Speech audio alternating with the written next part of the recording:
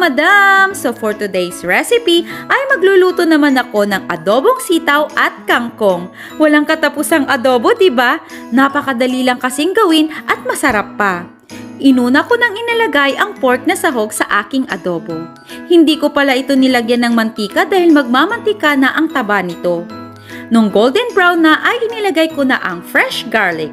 Isinunod ko na rin ang sibuyas. Iginisa ko lang ito ng mabuti.